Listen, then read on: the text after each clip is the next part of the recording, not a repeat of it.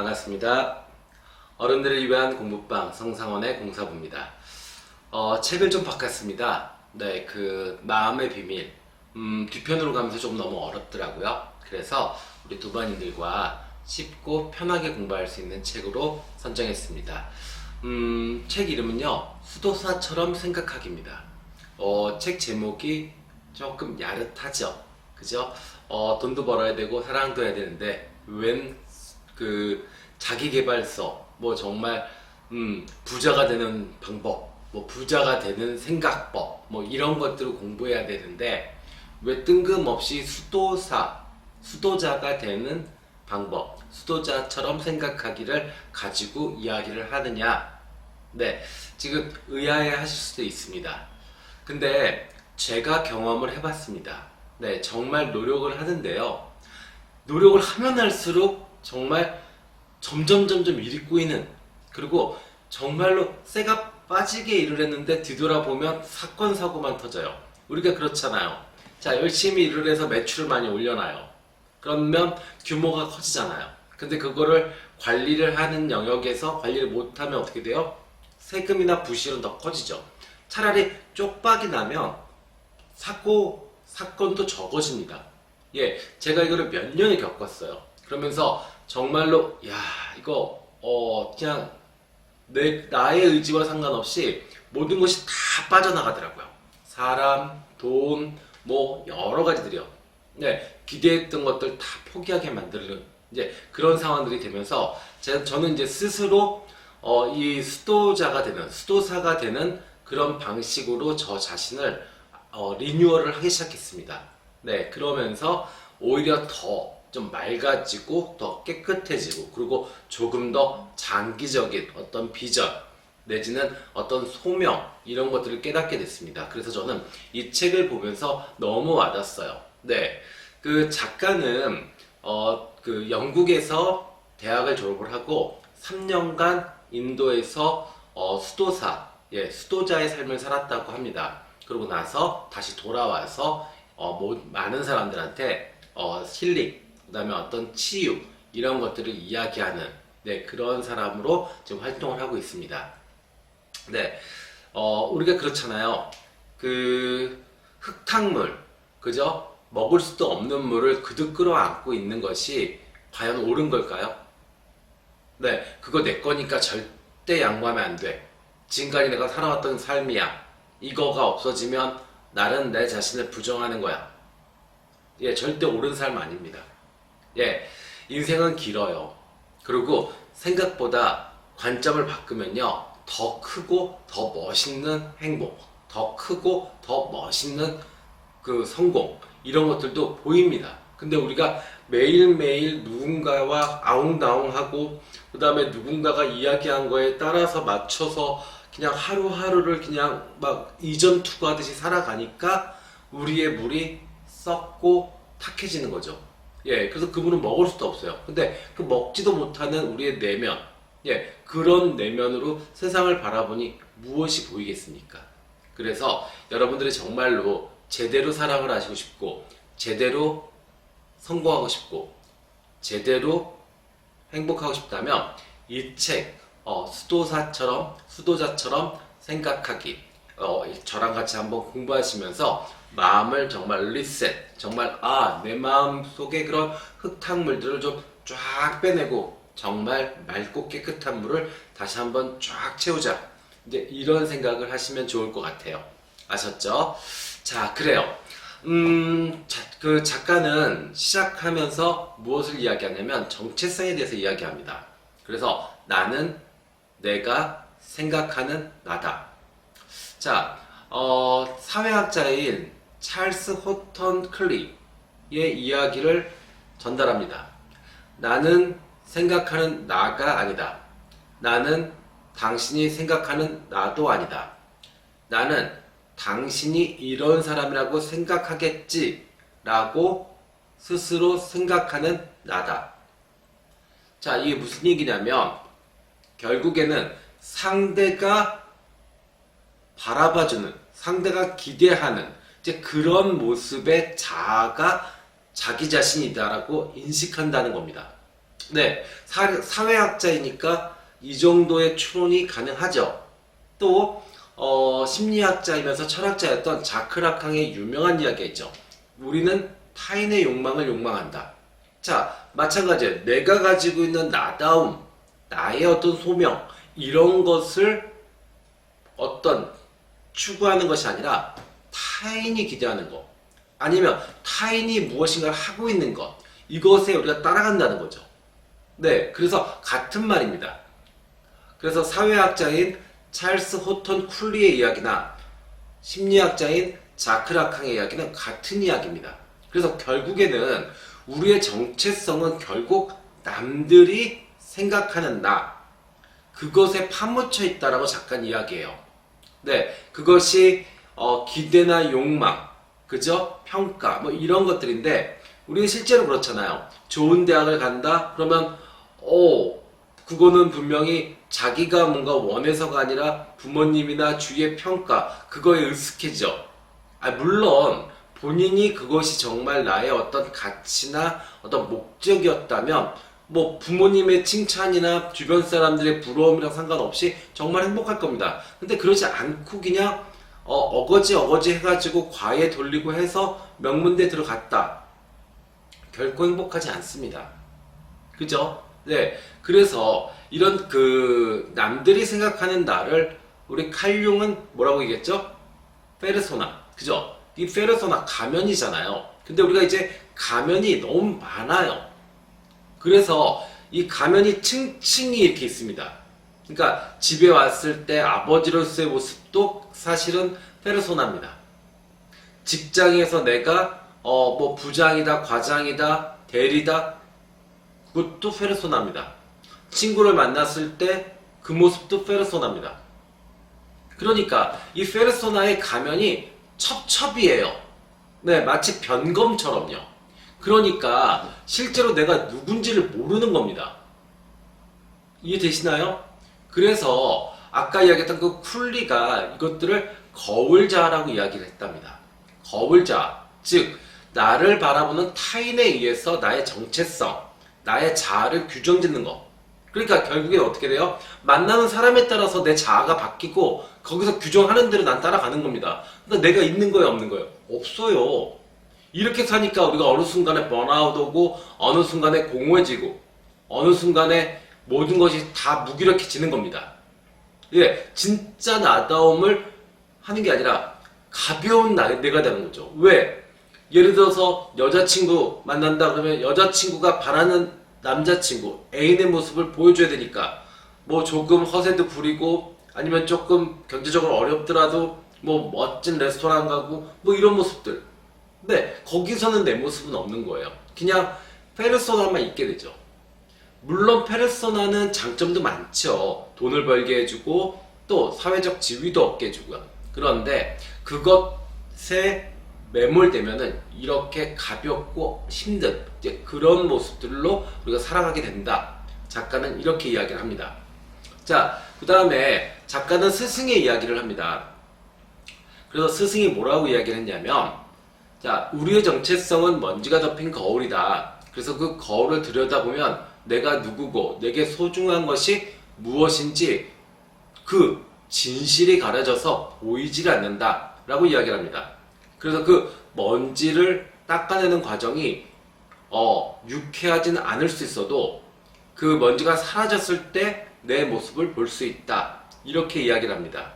실제로 작가를 데리고 먼지가 가득 쌓인, 먼지로 덮여있는 거울에 서가지고 그것을 닦아냅니다. 그러니까 어떻게 돼요? 먼지가 훅 날리죠. 그러니까 작가는 어떻게 돼요? 코도 맺고 눈도 맺고, 그렇죠. 그러고 난 다음에 스승은 이 이야기를 해줬답니다. 네. 그러니까 우리의 자아가 그래요. 그러니까 그 먼지에 의해서 진짜 내가 안 보이는 겁니다. 이해되시죠? 그래서 먼지는 주변의 소음이라고 생각하시면 돼요. 아까 이야기했죠? 누군가가 기대하는 모습, 아니면 누군가한테 맞춰줘야 되는 어떤 그런 것들이요. 네, 그런 것들에서 차단해야만 정말 나를 움직이는 그 코어, 정말 그것을 만날 수 있습니다. 작가는 그 코어를 가치관이라고 이야기했어요. 좋습니다. 가치관은 내가 어떤 사람이 되고 나 자신이 타인을 어떻게 대해야 하는지에 대한 어떤 방향성, 그것을 제시해 주는 겁니다. 그래서 어쩌면 원칙이 되고 윤리적인 내비게이션이 되죠. 근데 우리가 이것이 흐릿해요. 왜? 아까 이야기했잖아요. 먼지가 뒤덮인 거울 같아요. 쳐다봐도 먼지만 보이지 나는 안 보입니다. 이러니까 매번 헷갈리게 되고 매번 충동적으로 행동하죠. 정말 회사에서 근무할 때 넥타이 매고 열심히 일하고 젠틀했는데 어디 술집 가가지고 막 엉망진창으로 정말 그렇게 행동하시는 분들도 직장인들 분 중에 계십니다. 이거 뭐예요? 이 내비게이션이 작동하지 않는 거고 거울에 내가 비치지 않기 때문에 생기는 문제죠. 그죠? 자, 그래서 작가는 또 이 가치관이라는 거는 유전과 경험과 교육을 통해서 만들어진다. 근데 이거 가치관, 유전과 경험과 교육을 통해서 만들어진다. 이거 저랑 공부하시는 분들 중에서 아시는 분들 계실 거예요. 자, 이 유전과 경험과 교육은 결국에 성격을 만들어내는 겁니다. 그러니까 성격의 고차원적인 부분이 결국에는 가치관이 되는 겁니다. 이해되시죠? 그래서 유전과 경험과 교육에 의해서 영향을 받는다, 이렇게 이야기를 합니다. 그래서 작가는 올바른 가치관을 찾기 위해서, 그것을 정립하기 위해서는 여러 가지 방법이 있다. 그래서 일단은 거리두기를 하자, 이렇게 이야기합니다. 그래서 사실은 그래요. 우리가 보는 것에 따라서 가치관의 영향을 너무 많이 받습니다. 왜 그러냐면 우리의 뇌는 본 것을, 그리고 그것을 습관적으로 보잖아요. 그러면 이 뇌의 뉴런이 길을 만듭니다. 그래서 그쪽으로 계속 발달하게 되고 뇌에 잔상이 남게 됩니다. 그러면 어떻게 돼요? 행동과 말이 그렇게 나옵니다. 무의식적으로 그런 행동들을 하게 돼요. 그래서 예를 들어서 그 남자분들 중에서 뭐 포르노라든지 이런 거 너무 많이 보시잖아요. 그러면 아주 큰 실수들을 하십니다. 평소에 점잖았는데 정말 변태짓을 하게 되고, 아니면 정말 그럴 수 있는 행동을 할 수 있는 공간이 아닌데 정말 돌출 행동을 할 수도 있고 그래요. 그래서 이 미디어를 통해서 우리가 그런 일들이 벌어질 수 있기 때문에 미디어와 거리를 좀 둬라. 그리고 사람들, 어떤 기대, 그 다음에 의견, 의무, 이런 것들에서 조금만 뒤로 좀 물러서라. 그러니까 의무를 다하지 말고 외면에 서지 산속으로 들어가라는 얘기라는 게 아닙니다. 지금 저랑 같이 공부하시는 도반 여러분들은 거의 대부분 다 생활인이세요. 그죠? 그러면 우리가 생활인으로서 조금 객관화시키고 조금만 물러서자는 겁니다. 그러면 그것들이 보여요. 아, 내가 지금 허우적거리고 있는 이 상황들, 저 사람이 어떤 모습이구나 라는 것들이 보입니다. 그 전에는 같이 허우적거리니까 작은 거에 히히덕거리고 조그만 거에 멱살 잡고 흔들고 서로 욕하고 원망하고 사니 못 사느니 부부끼리 그런 분들 너무 많아요. 근데 그러지 않아도 된다는 거죠. 한 발만 뒤로 물러선다면요. 이해되시나요? 네. 자, 그래서 이 작가는 또 이야기할 때 매일매일이 어떻게 지나갔는지를 좀 체크해보고 그 다음에 변화를 좀 시도해봐라. 자신이 객관화될 수 있는 공간을 좀 찾아보자. 네, 그래서 이것이 뭐 도서관도 좋고 산책, 공원, 뭐 등산 좋습니다.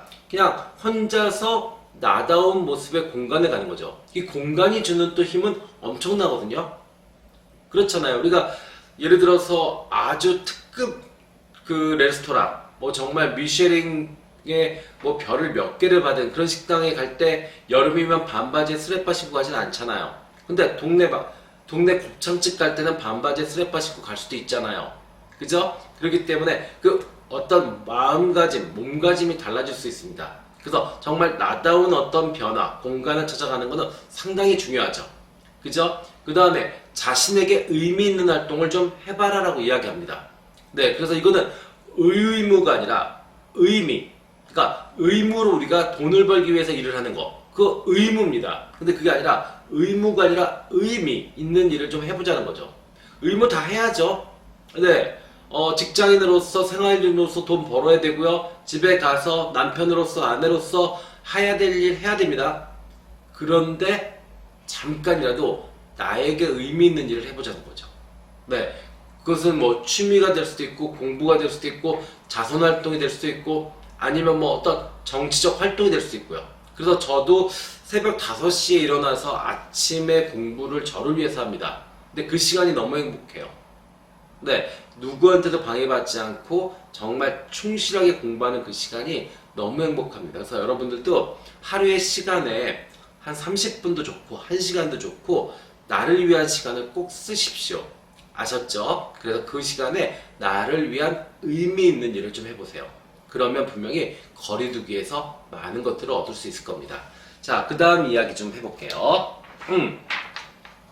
자, 그 다음엔요, 저도 이걸 해봤던 거예요. 자, 거리를 두고 나니까 어떻게 돼요? 관찰이 가능합니다. 네, 사람들이 관찰이 돼요. 저 사람은 어땠을까? 이 사람은 어땠을까? 이런 것들이요. 네, 그리고 작가는 또 이야기를 하는데 그 관찰을 할 때 시간과 미디어와 돈으로 나눠서 좀 관찰해봐라 라고 이야기합니다. 시간, 미디어, 돈, 시간. 우리가 시간을 쓰는 거는 의미가 내가 어떻게 습관적으로 행동하는지 네, 이거에 대해서 알 수 있죠. 그러면 우리가 의미가 있는 것은 의외로 사람들이 시간을 많이 안 써요. 그리고 의미가 없는 것에는 시간을 되게 많이 씁니다. 넷플릭스 같은 거 보고, 그 다음에 그 인스타나 뭐 페이스북 같은 거 의미 없이 하고 있는 시간들 꽤 많아요. 근데 정말로 의미 있게 책을 읽거나 운동을 하거나 그러면 그건 한 시간이 너무 힘들어요. 네, 이런 것들을 우리가 좀 체킹을 해보자. 그래서 우리가 얼마나 정말 나의 가치관, 정말 높은 이상적 가치관을 만들어내는데 시간을 투자하는지 이거에 대해서 좀 알아보자라고 이야기합니다. 자, 그 다음에 정식적인 업무 있잖아요. 이거를 대할 때 한번 돌아보라고 이야기해요. 나의 가치관이 정말 반영이 됐는지, 정말 나답게 일을 하고 있는지.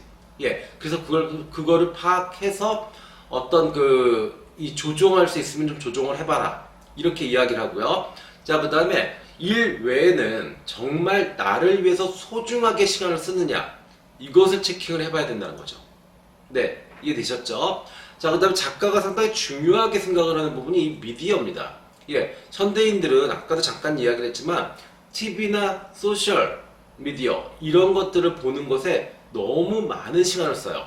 그래서 현대인은 연구 결과 11년을 TV나 소셜 미디어를 본다라고 합니다. 우리가 60년을 살고 80년을 사는데 6분의 1, 8분의 1을 그런 것들을 하면서 살고 있어요. 더 많이 하시는 분들 계시죠? 하루 종일 TV 틀어놓고 시간 나오면 계속 SNS 하시는 분들 계세요. 그런 분들은 한 30년도 쓰실 거예요. 자, 작가는 이야기합니다. 시간은 가치관을 반영한다. 즉, 내가 사용하는 시간들, 그죠? 이 미디어에 어떤 중독돼서 사용되는 시간들은 분명히 문제가 있다. 그래서 그것들을 체크하는 훈련을 해봐라. 뭐 핸드폰에 어플이 있을 수도 있고요. 아니면 어떤 그런 기능들이 있을 수 있으니까 그거를 좀 체크해봐라라고 이야기합니다. 자, 그 다음에 작가는 또 돈에 대한 이야기를 해요. 돈은 결국에 소비는 가치를 반영합니다. 그죠? 가치 있는 곳에 돈을 쓰잖아요. 그죠? 자식이 가치가 있고 예쁘니까 학원비를 내는 거고요. 자식이 만약에 가치가 없고 의미가 없다면 학원 안 보낼 수도 있습니다. 맞죠? 그래서 돈이 어떻게 흐르고 있는지, 어떻게 내가 사용하고 있는지. 근데 돈 또한 또 마찬가지예요. 의미 있는 곳에는 생각보다 적게 쓰고 의미 없는 곳에 많이 씁니다. 그러니까 예를 들면은 와인을 먹는 거는 정말 돈 안 아끼고 막 쓰고, 그 다음에 정말 헬스클럽이나 이런 거는 끊을 때 몇 달을 고민하게 되고요. 그죠? 그 다음에 비타민 하나 살 때는 정말 고민 많이 합니다. 근데 뭐 몇십만 원 가까이 되는 식당 가가지고는 뻑뻑 외식도 잘합니다. 네, 우리가 그래요. 원래 인간이 그렇습니다. 나만 그런 거 아니고요. 다 그래요. 그러니까 그걸 한번 체크를 해보자는 얘기입니다. 그래서 자신의 삶을 관찰해라. 이렇게 이야기합니다.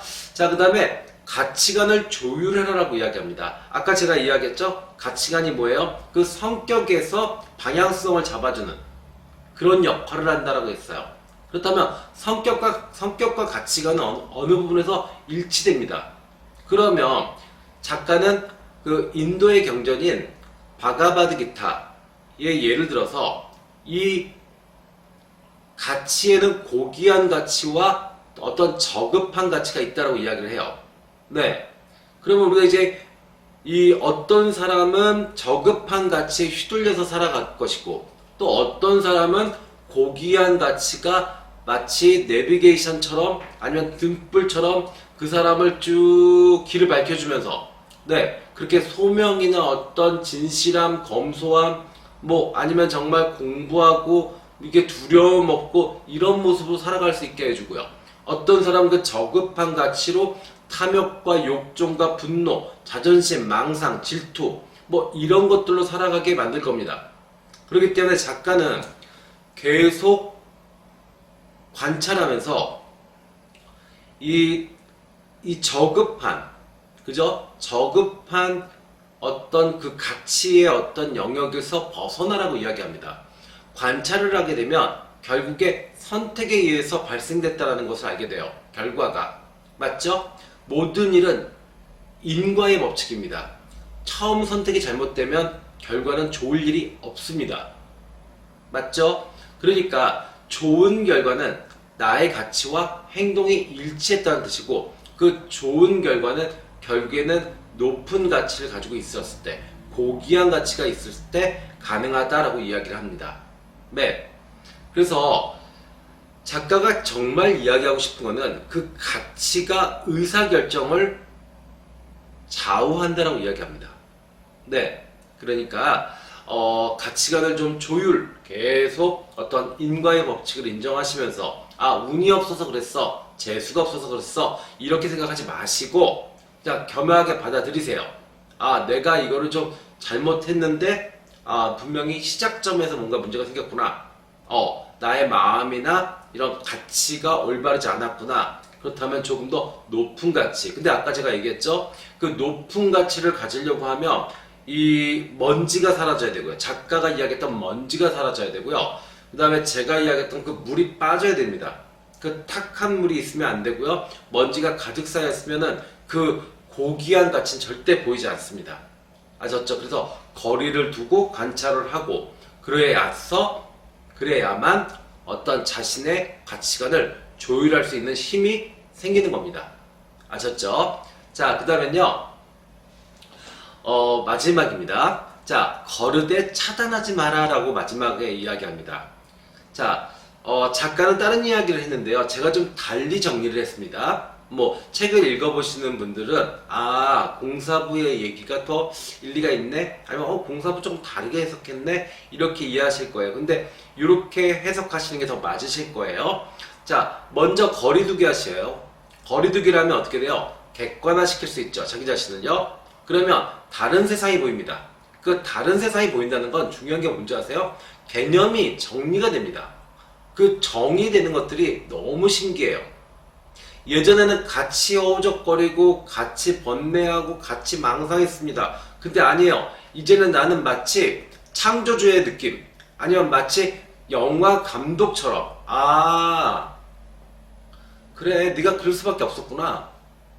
그러니 내가 너한테 큰 기대를 안 하는 게 맞지.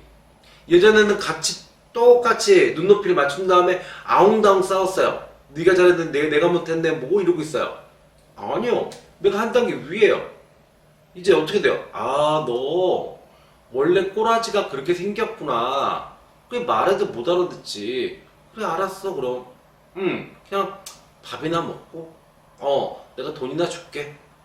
넌 정말 열심히 하는구나. 그러면 내가 무엇인가 너한테 도움을 좀 줘야겠구나. 너한테는 내가 양보를 좀 해야겠구나. 이런 것들이 생겨요. 네, 이런 것들이 생김으로써 얼마나 마음이 편안해지는 줄 아세요? 예전에는 모든 사람들이 다 어려웠습니다. 모든 사람들이 다 힘들었어요. 왜? 기대하니까. 근데 아니에요. 이제 객관화돼서 개념 정리가 끝나잖아요. 사람에 대해서. 그러면 너무 편해집니다. 네, 기대할 것도 없어요. 사실은 내가 주냐 안 주냐의 문제예요. 네, 아무리 못나고 엉망진창인 사람도 내가 줍니다. 밥을 사고 돈을 주고. 네, 또 능력이 있고 뭔가 꿈이 있는 친구예요. 그럼 내가 능력과 꿈을 모티브로 줄 수 있죠. 이렇게 사는 삶입니다. 괜찮아요. 이렇게 개념 정리가 되고 나면 세상으로 들어가서 이런 행동들을 할 수 있는 거죠. 그죠? 그래서 가까이 지내야 되는 사람들이 필요하다면 커뮤니티 같은 것을 이용해라. 이렇게 이야기합니다. 커뮤니티 있죠? 예를 들어서 내가 운동을 하고 싶다. 그러면 뭐 마라톤 아니면 테니스 이런 데 가셔서 거기서 사람들을 만나시라는 겁니다. 이해되시죠? 그 다음에 멀리 해야 될 사람들이 있다. 근데 우리가 그래요. 현대사회에서 사람들을 너무 이렇게 단면 만나는데 무조건 차단하고 뭐 정말 막말로 쌩깐다라고 하죠. 그렇게 하면 조금 인간성 이상하게 보입니다. 그럼 이거 어떻게 해야 되냐? 신경 끄기 기술을 발휘하셔야 됩니다. 그냥 그 방에 불을 꺼버리세요. 네, 그게 예를 들어서 자식이고 남편이고 상사고 부하 직원이고 도대체 너랑은 가까이 있을 수가 없다라고 하면 그냥 신경 꺼버리세요. 네, 그 다음에 거기서 벌어지는 일은 무엇인가 생기면은 내가 감당하면 되죠. 근데 불 켜놓고 일일이 다 쳐다보고 앉아있고 아웅다웅 하고 있으면 그게 더 힘들어요. 그냥 같이 망가지는 겁니다, 그거. 그래서 자, 오늘 그 가치관, 그죠? 정체성, 이거에 대한 이야기를 시작해 봤습니다. 작가가 아주 잘 쓴 글입니다. 그래서 여러분들도 실제 책을 좀 사서 저랑 같이 한번 이야기를 하시면 작가가 이야기한 내용과 제가 이야기한 내용을 같이 배우시면 훨씬 더 어떤 효과가 더 좋으실 것 같으세요. 아셨죠? 자, 오늘 공부는 여기까지 하겠습니다. 도반 여러분 행복하시기를 기원합니다. 지금까지 공사부였습니다. 감사합니다.